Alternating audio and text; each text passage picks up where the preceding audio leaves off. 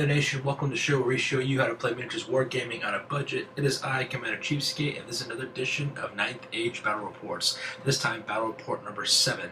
It is a 2,000-point battle between myself, Commander CheapSkate, with my People Eaters, Ogre Khan's army, versus Sergeant Sigmarine of the Assyrian Thunder Titans, who's also commanding a Ogre Khan's army as well.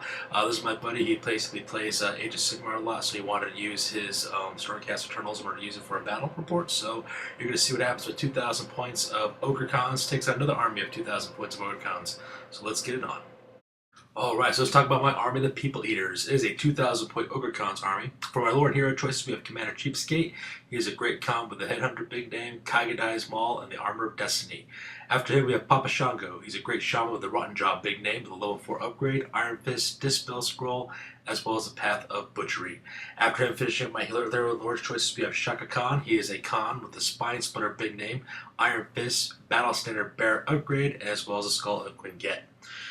For my core choices, we have the Red Rovers, which is a unit of 7 tribesmen with full command, heavy armor, as well as Iron Fists. After that, we have the Iron Guts, which are 7 bruisers with full command, and then rounding up my core choices, we have the Expendables, which are 25 scraplings with full command.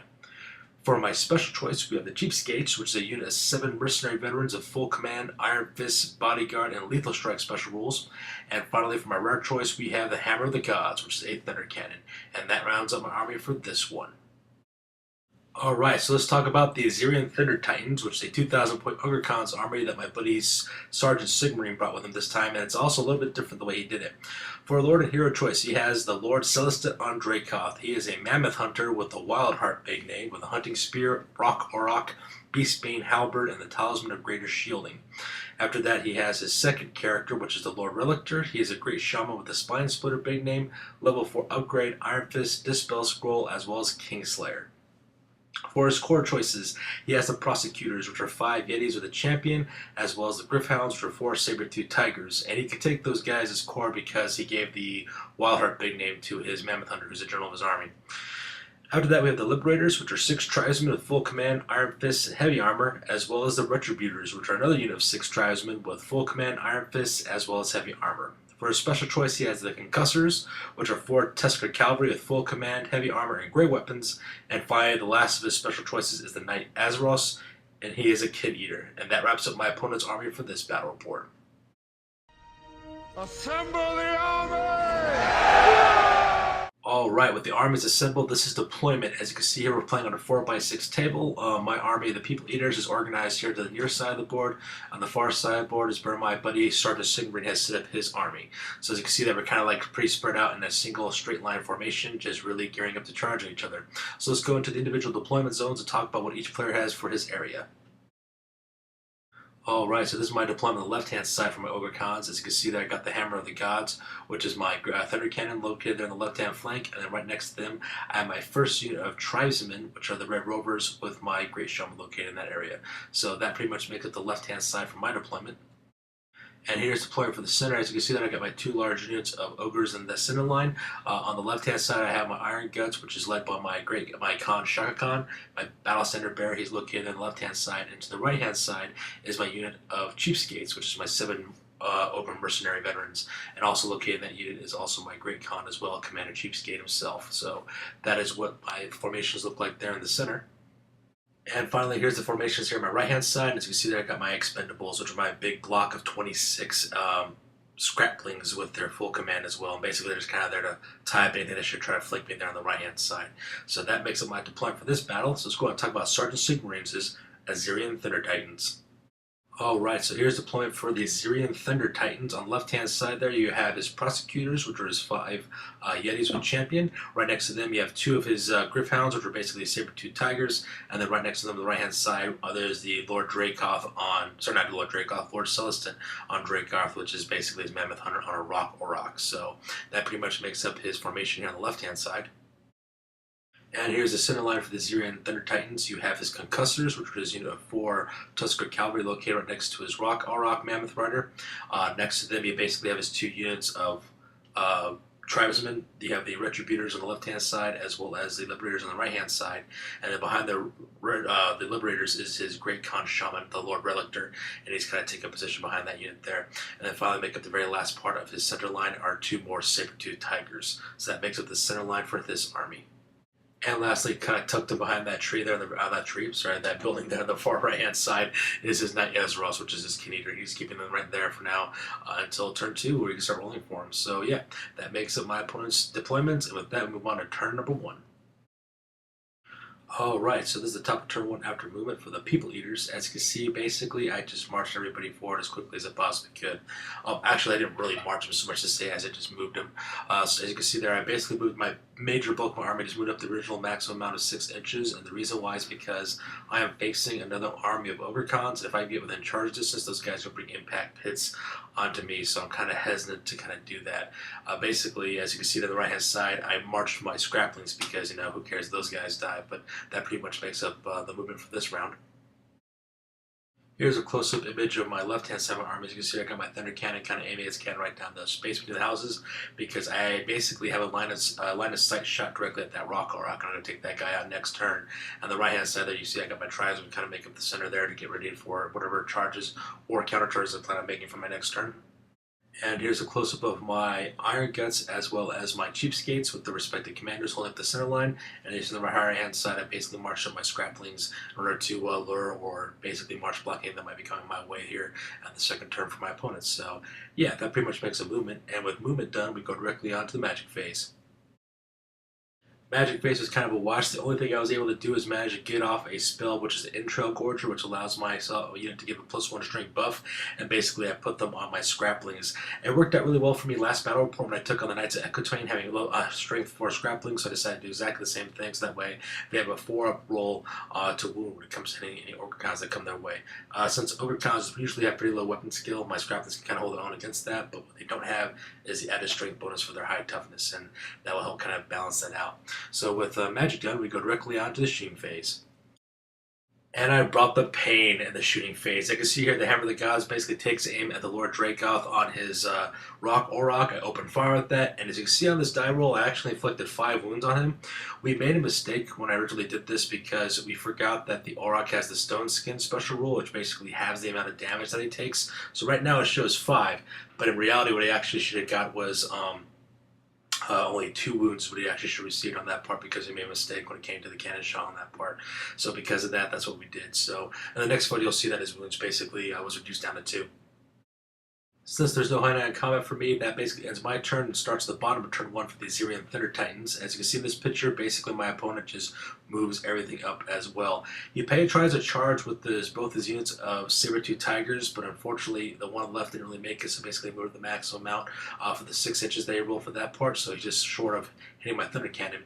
But on the right-hand side, though, his Saber-Tooth Tigers had no problems charging right into my Scraplings, and that's perfectly fine because Saber-Tooth Tigers are kind of chaff anyway, so are Scraplings, so they kind of serve their purpose on that part.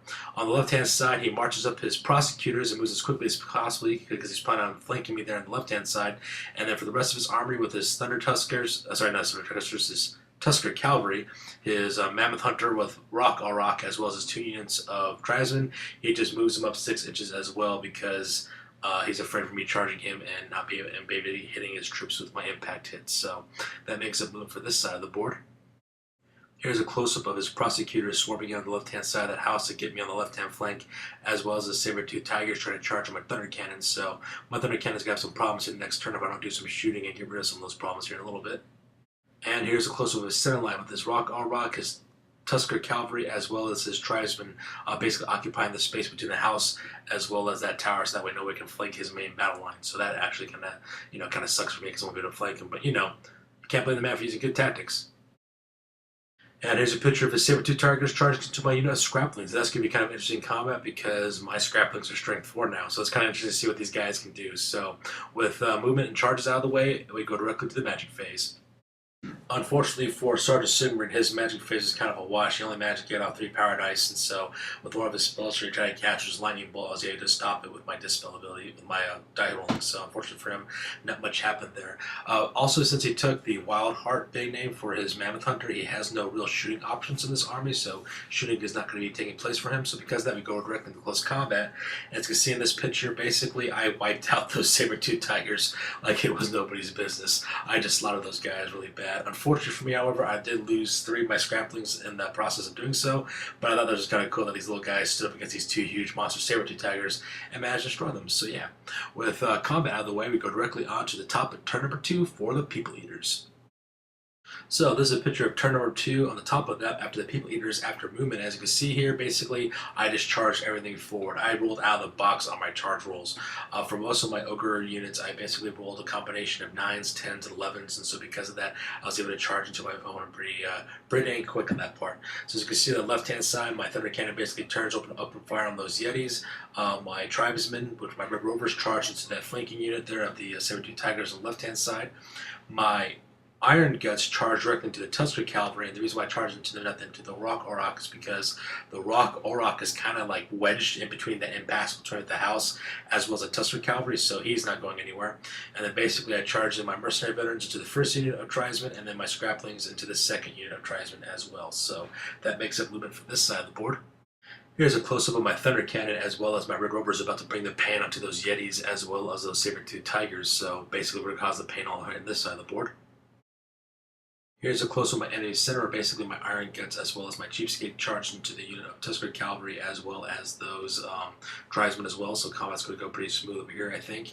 As you can see, you notice the Rock Auroch is kind of pinned between those 2 things, so he can't really move. So that's kudos for me.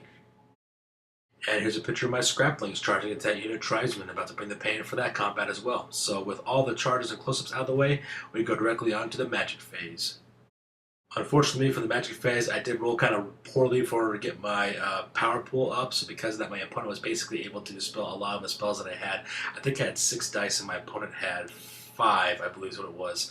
None of those got to be able to channel, so because that caused a lot of problems for me. So basically the only spell I was able to get off was to give Entrail Gorger once again to my unit of Scraplings and give them +1 strength to deal with those Tribesmen, which is kind of nice because now I got a 50-50 chance of wounding Tribesmen. So that's always pretty awesome on that part. So with magic phase over with, we go directly to the shooting phase. And in the shooting phase, I open up the Thunder Cannon with volley shot onto that big unit of prosecutors. Unfortunately for me, I was only able to kill one of them. I was only able to get it rolled off 3 different wounds on that part, so that part was kind of sad. Not as great as I was hoping for, but you know, I'll take what I'll take. And once again, this is kind of demonstrating to me like how lacking my army is in shooting, so I might need to do something next time in order to get some bombardiers up in this business. So anyways, moving on to the shooting phase, we go directly into the combat phase. Alright, so in the combat phase, you can see in this picture, my Tribesmen just totally destroyed that unit of Saber-Tooth Tigers. I basically destroyed them with impact hits alone, so because of that, I decided to overrun. So you can see there, basically, they ran past between those 2 buildings, and they kind of turned in order to get to the flank of where the Rock Auroch, as well as those Tuskers, are located at. So that was pretty much combat on this side of the board.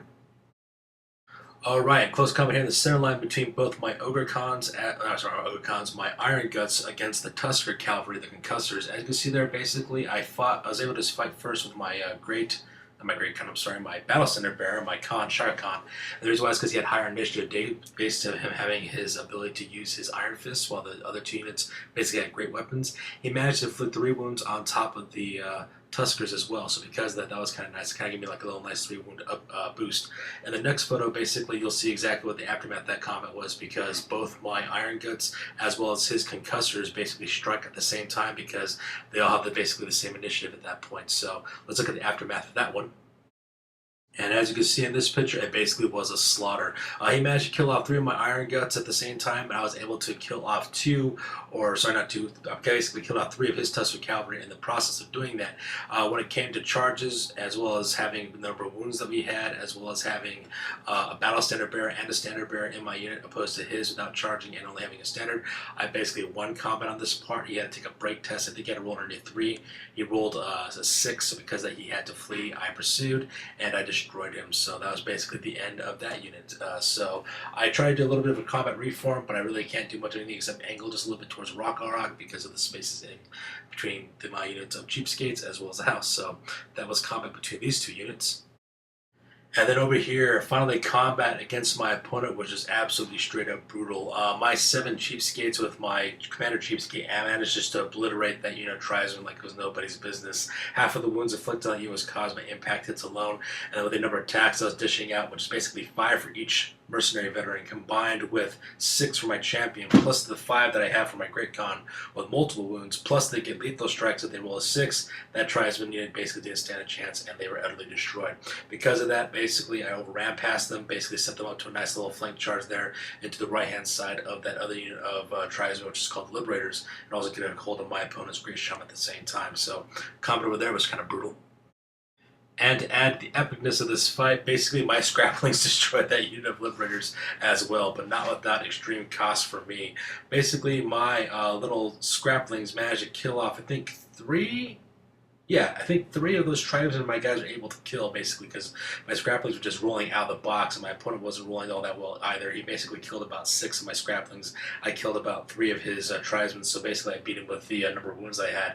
Combined with the fact I had a standard bearer, I charged, and I also had ranks on top of that, but my opponent had to take a break chest.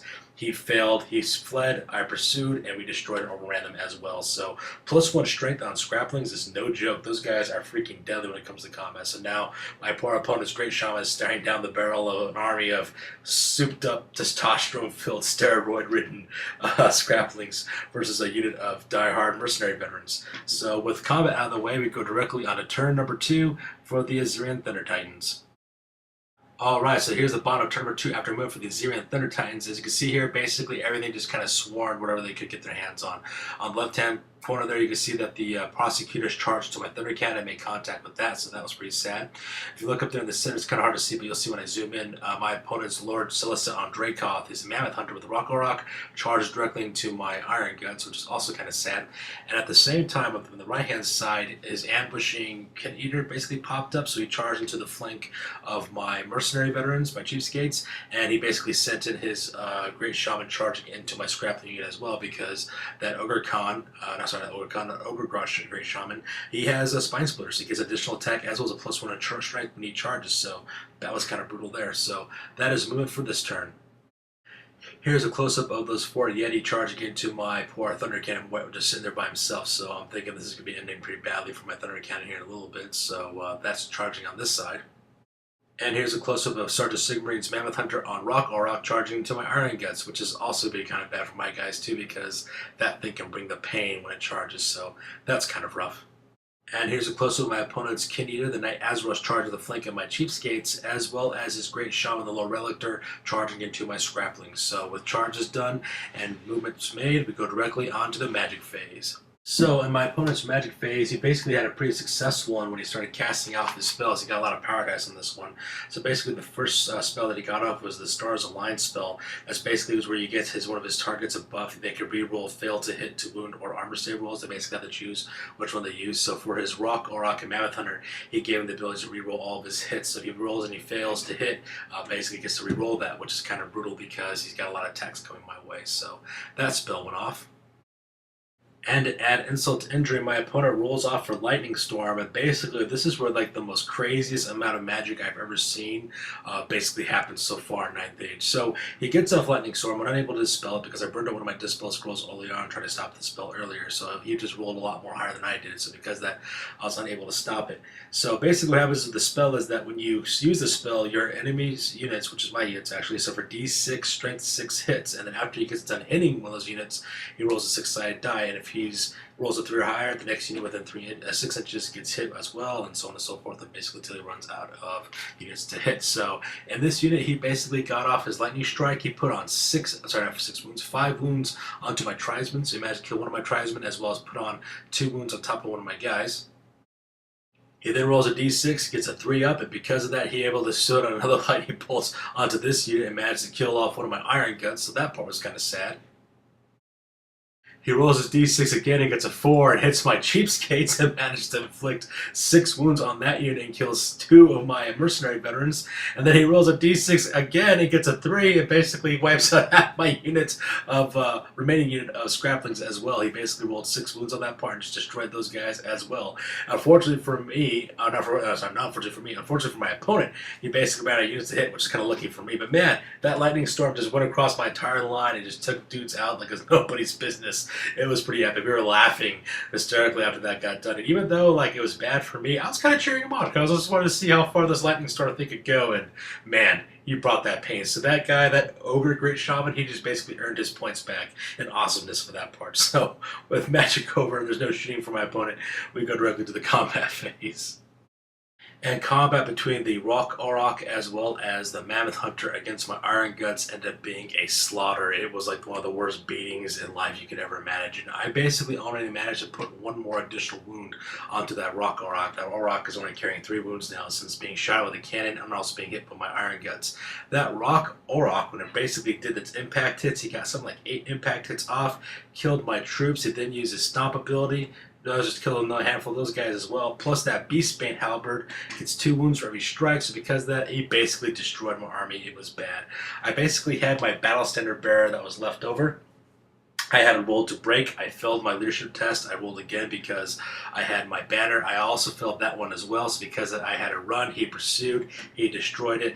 And because of that, that was kind of brutal. So now my opponent's Rock Auroch is basically just standing alone there in a zone full of dead, pulpy Iron Guts, so that was pretty rough. And to make matters worse, the number of attacks that my opponent brings, this Yeti puts 4 wounds on top of my Hammer of the Gods. My Thunder Cannon only has 5 wounds to begin with, so I was kind of lucky that I didn't get destroyed this last round, but I only managed to inflict 2 wounds back. That Freezing Aura basically drops your initiative down. Basically was a lifesaver for those guys. Those guys just brought the pain and just started destroying my Thunder Cannon, which is kind of rough as well. Yetis definitely got an upgrade in the 9th edition rules, so they're pretty viable now, and they're pretty deadly. Plus they're fast, they cause fear, all that good stuff, so not looking too good for the home team on this side of the board. On the plus side, however, combat between my opponent's Kin Eater, his Knight Azeroth, versus my CheapSkate didn't go exactly to plan for my opponent. He didn't manage to get a single wound off on my guys. Commander CheapSkate, as well as one of my mercenary veterans, basically curb stomped him to the ground, and we destroyed him and killed him outright. My guys then do a quick combat reform, and basically I turned my entire formation 180 to face the Rock Auroch. So if you notice there, my opponent's Rock Auroch is basically between a perfect pincer attack between my CheapSkates as well as my Red Rover Tribesmen as well. So next turn I'm planning on just swarming him on both sides and hitting him both flanks. So that's what happened in this round of combat. And combat between the Scraplings and as well as the Great Khan, sorry, not the Great Khan, the Great Shaman, was pretty brutal as well. I managed to inflict 2 wounds on top of that guy with my Scraplings. However, he managed to kill something like 5 or 6 of my Scraplings, and those guys basically died out as well. Basically, he won combat, but because my guys are within the inspiring presence of my general, when I rolled, they basically rolled Snake Eyes, so basically they're sticking it out, they're not going anywhere. So because of that, that was pretty freaky epic as far as I was concerned. So that rounds on combat, and with combat down, we go directly down to turn number 3 for the People Eaters. Alright, so this is the top of turn 3 for the People Eaters. You basically see there in the top, I charged in with both my units of tribesmen as well as mercenary veterans into the flanks of the Rock Auroch, so that guy's days are numbered. The rest of my units are engaged in close combat, so they can't move, so that makes a movement for this side of the board. Here's a close-up of my opponent's Yeti swarming my Thunder Cannon, and basically my Thunder Cannon is not long for the world. 1 more hit, and this guy's basically dead, so that's the close-up on this side. And here's a close-up of my tribesmen, my Red Rovers, as well as my mercenary veterans, my CheapSkates, charging to the flanks of the Rock Auroch. So basically we're about to beat the pain here a little bit here on that guy. So that's the close-up on this part. And here's another picture of my Scraplings kind of duking out with this Great Shaman, and basically we're going to stick out for that combat. So with moving out of the way, we go directly into the Magic phase. Magic phase is kind of a wash. I rolled Snake Eyes, so because that Magic phase just got pretty much skipped, and since my Thunder Cannon is engaged in close combat, that wasn't going to happen either. So we go directly to the combat phase. You can see in this picture, basically my Scraplings managed to put another wound on top of that Great Shaman, so that part was kind of nice, and the Great Shaman only managed to kill 1 more of my Scraplings as well. So that was kind of crazy, actually.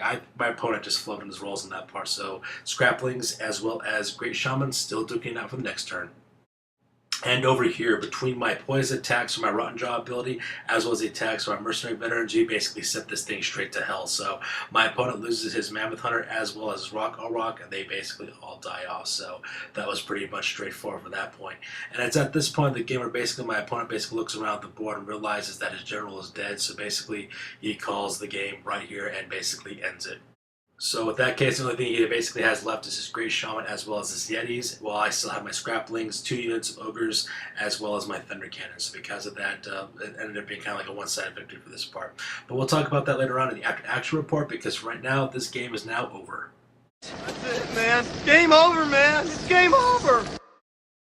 Sure, I could have stayed in the past. Could have even been king.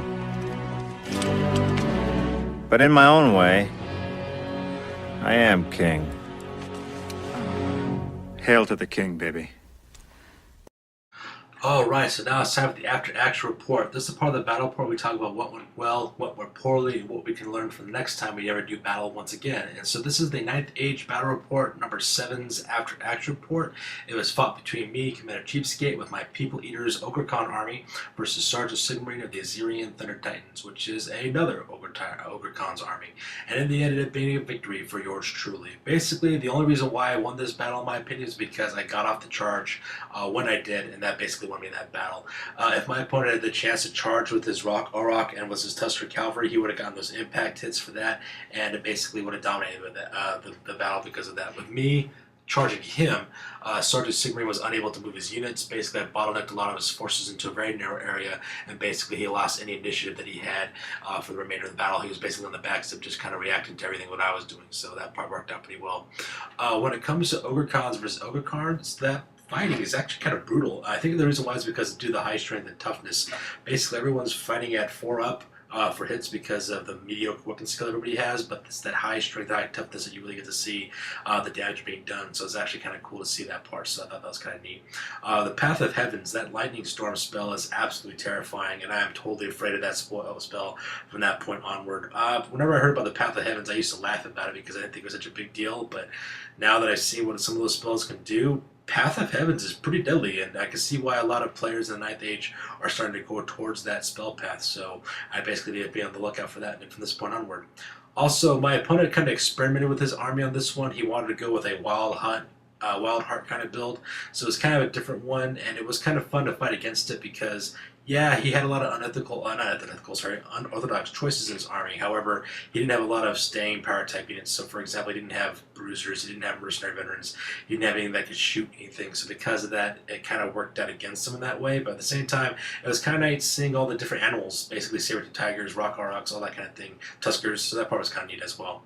But after this, though, this is basically my last battle report using 2,000 point battle reports. I'm not done by any means with 9th Age battle reports at all. I'm just done fighting at 2,000 points. As you guys remember from when I used to do 8th edition battle reports, most of my battle reports are done about the 3,000 mark. So basically, I'm going to start building up to that as well. So for the next battle reports for 9th Age, I'll be stepping up the ante up to 2,500 points and start bringing on the bigger battles and eventually getting onto the 3,000 point and grand army sizes for later on. So yeah, that's pretty much going to do it for this battle report, for battle report number 7. That wraps up and it's official in the books. Feel free to comment, like, subscribe, thumbs up, thumbs down. All your feedback you guys are giving me, I'm loving it, and it's good for these videos and keep on the progress that part. So yeah, that's going to do it for this one. You guys have a good one. Catch you on the flip side.